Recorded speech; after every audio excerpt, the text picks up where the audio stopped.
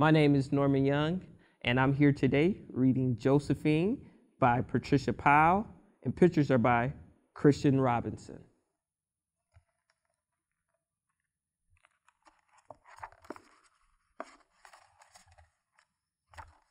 All right. I should dance all my life. I would like to die, breathless, spent at the end of the dance, by Josephine Baker.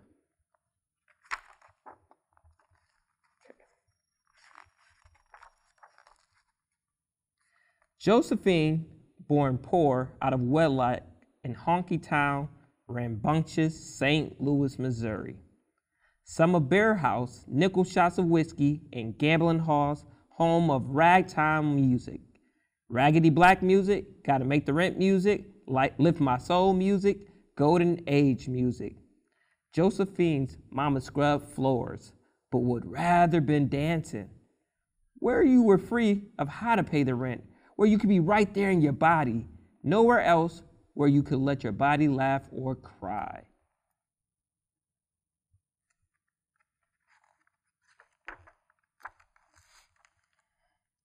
She dreamt of dancing alongside acrobats, magicians, animals, honky-tonk bands, you name it, called it vaudeville, the most popular entertainment of the day. Josephine sat on Mama's knees and sponged up that funky music through her ears, her body, and her soul. Mama called her Tumpy, that round baby girl, after Humpty Dumpty. With her first breath, she made faces. As soon as she walked, she danced.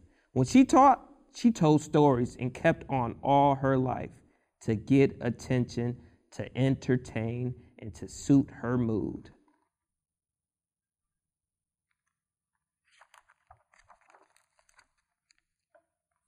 She told this story walking home from church one day. She stepped on a rusty nail. Her small leg swelled. Doctor said, amputate. Josephine screamed to keep her leg. How was she going to keep dancing with only one leg? She screamed till she fainted.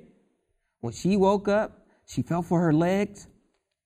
Yes, there it was. She could have danced for joy. Tumpty and family moved through the slums of St. Louis like a band of vagabonds. From shack to shack, they all six slept in one bed. Daddy and Mama head one way, 4 kids the other way. Newspaper covering the windows. Tumpty was Mama, Daddy, and Santa to the little ones. Old ropes for jumping, bits of chalk for hopscotch, and cast-off dolls. She wrapped it in discarded paper. Christmas presents for Richard, Margaret, and Willie Mae. Mama washed laundry for other people. Tumpy scrubbed alongside Mama. And Tumpty danced. I didn't have any stockings. I danced to keep warm. She flung her arms and she flung her legs like she flung her heart and her soul, 'cause dancing makes you happy. When nothing else will, dancing makes you happy.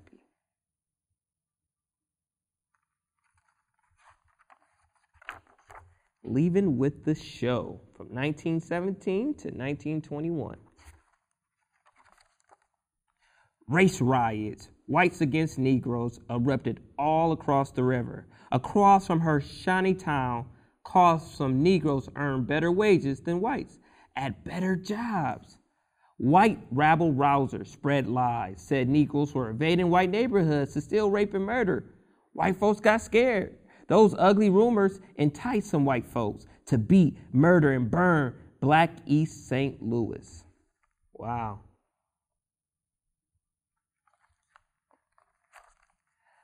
Josephine saw colored people beaten, fleeing their homes across the bridge over the Mississippi River to St. Louis, to her neighborhood.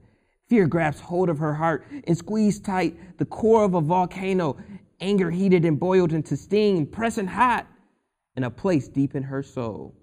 Later, she let the steam out in little poofs. Poof, a funny face that used to be fear. Poof, she mocked a gesture that used to be anger. She turned it into a dance. Ah, very witty. Josephine delivered laundry for Grandma, and for Mama, she cleaned and babysat.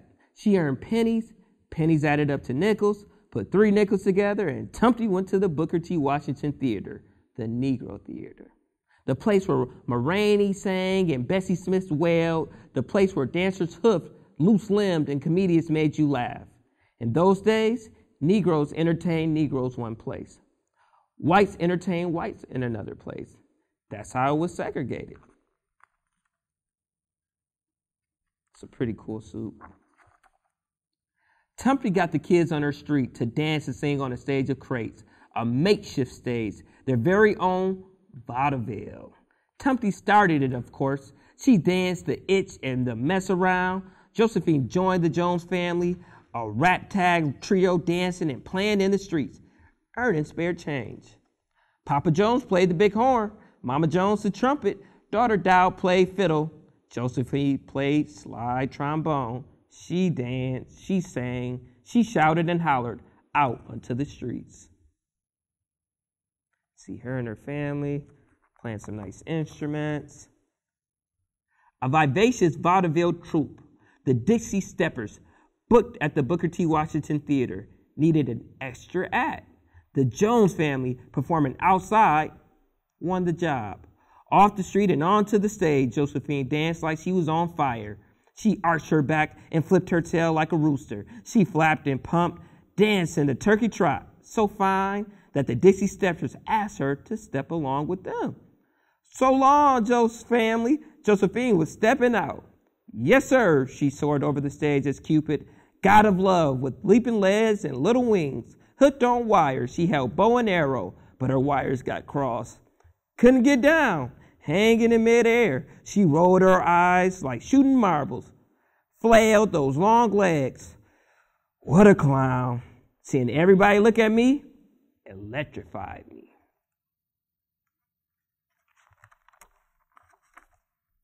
The audience laughed themselves to tears. They stomped, they clapped. Just a kid, 13, and Josephine loved that crazy applause. The Dixie Steppers, ready to leave St. Louis to set off on a tour. Thought Josephine was too young to leave her home. Josephine didn't. She said to her kid sister Margaret, cross your heart, swear you won't tell Mama. I'm leaving with the show. And Josephine set out with the Dixie Steppers. She conquered the world and showed them all she'd be rich, she'd be famous, and she'd even send money home. The Dixie Steppers took the train down the Mississippi, down to New Orleans, dancing, singing, and partying all the way, through the land of the Ku Klux Klan, where hostels white face hid under white hoods, where white folks threatened colored folks, where white lived apart, segregated from color, where signs for one lantern read white ladies and for another colored women. There was a white person who wouldn't sell you a cup of coffee because you were a Negro.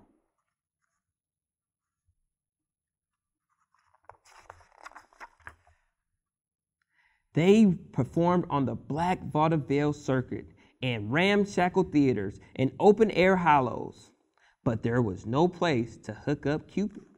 So instead of dancing, Josephine became the dresser.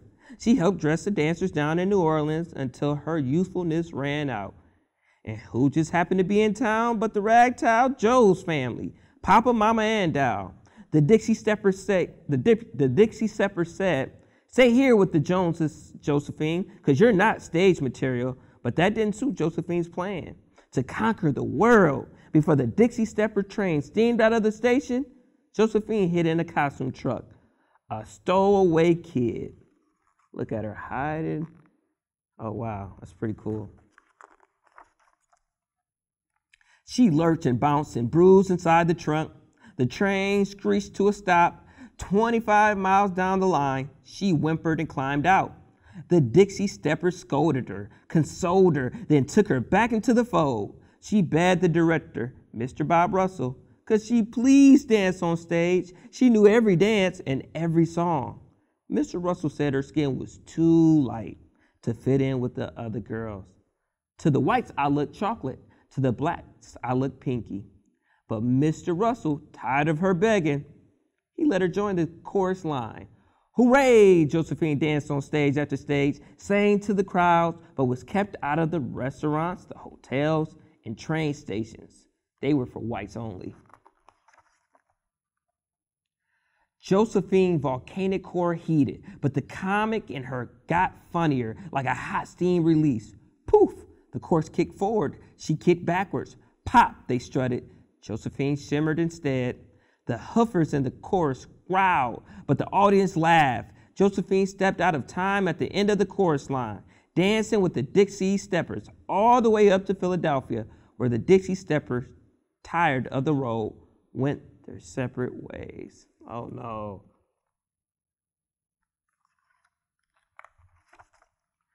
My Face Isn't Made for Sleeping, from 1921 to 1925.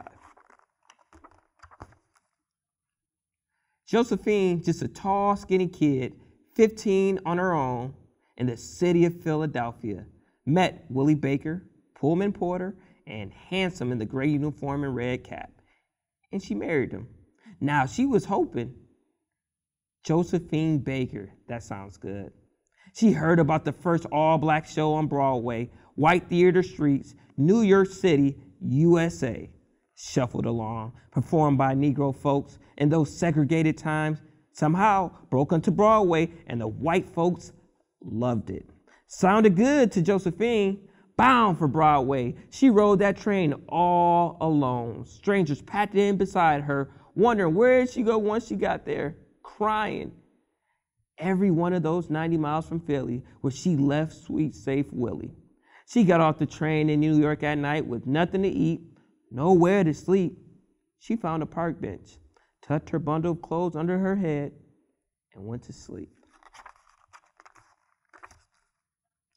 She awoke, dazzled by the big city and filled with hope, walked straight to the theater, bold as a shout, and auditioned for Mrs. Sissel, the producer. Sorry, too small, too thin, and too dark. Wasn't there any place in the world where color didn't matter? But Josephine got the job, dressing the dancers. Again. She learned every dance, every song too, just in case.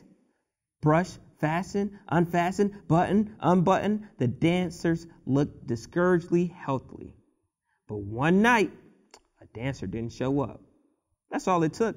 Josephine stepped in front of the audience. When I saw those watching faces, a giddiness swept over me. I let the music carry me away. The audience whistled and clapped. At the end of the chorus line, she stumbled off balance on elastic legs on purpose. Looked up in surprise, dropped her elbows like limp washcloth, crossed her eyes, flashed a smile, and the audience laughed.